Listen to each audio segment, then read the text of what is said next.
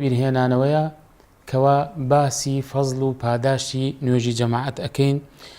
بەداخەوە زۆرێک لە موسڵمانان پشتگوێیان خستووە کەوا نازانن چی پاداشتێکی هەیە لە ئەنجامدانی نوێژی جەماعەت. بۆیە خۆشەویستانم، نوێژی جەماعەت کە بە کۆمەڵ ئەنجام بدرێت لە مزگەوتەکان لەگەڵ کۆمەڵی مسڵمانان فەزڵ و پاداشتێکی گەورەی هەیە و با بزانین ئەوانە چین.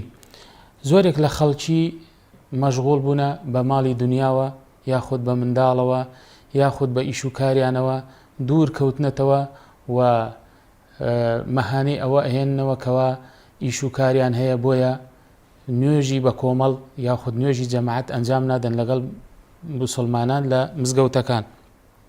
خۆی پەروەردگار لە قورئانە پیرۆزەکەیدا باسی کردووە و ئەفەرمێت: وأقيموا الصلاة وآتوا الزكاة واركعوا مع الراكعين.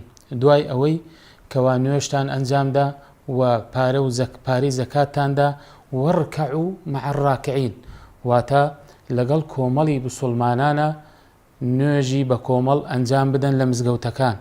ئەمە خۆی پەروەردگار باسی کردووە لە سوورەتی بەقەرەیە ئایەتی 43 و هەروەها ئیمام ئبن کەثیر ڕەحمەتی خوای لێبێت ئەفەرمێت: ئەی وەکونوا مع المؤمنین، واتە ئێوە لەگەڵ باوەڕداران بن، لەگەڵ ئەوان نوێژی بە کۆمەڵ ئەنجام بدەن لە مزگەوتەکان، بۆ ئەوەی ئاگاداری یەکتر بن و ئاگاداری کێشە و کۆمەڵایەتەکانی خۆتان بن کاتێک کە کۆ ئەبنەوە لە مزگەوت و یەکتری ئەبینن، پاش ئەوەی کە فەزڵ و پاداشتێکی زۆری هەیە لای خوای پەروەردگار.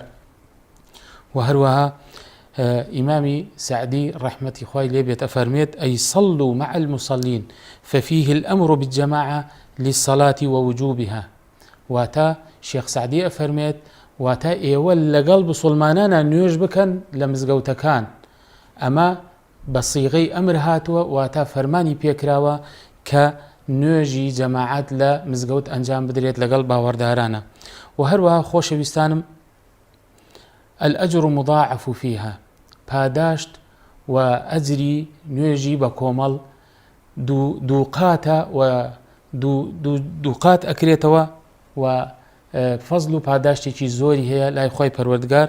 کاتێک لە فەرمودەیەکە هاتووە پێغەمبەری خوا صلی الله عليه وسلم، فەرمودەکەیش ئاوا بەم شێوەیە هاتووە: فعن ابن عمر رضي الله عنهما قال النبي صلى الله عليه وسلم: صلاة الجماعة أفضل من صلاة الفرد، أي الفرد ب27 درجة.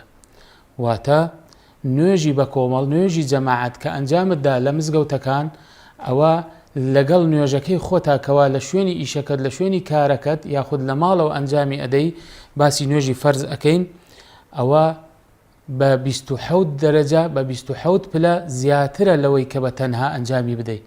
واتە ئەگەر تۆ لە مزگەوت نوێژی بە کۆمەڵ و جەماعەت ئەنجام بدەی، 27 دەرەجە زیاترە. بۆیە فەزڵ و پاداشتێکی گەورەی هەیە لە ئەجرە ئەگەر تۆ نوێژێک لە شوێن کارەکەی خۆت بکەی و لە ماڵەکەی خۆت بە تەنها ئەنجامی بدەی، و چجا ئەگەر نوێژێک بە کۆمەڵ و جەماعەت لە مزگەوت لەگەڵ مسڵمانان ئەنجام بدەی، ئەوە 27 دەرەجەی زیاترە لەوەی کە بە تەنها ئەنجامی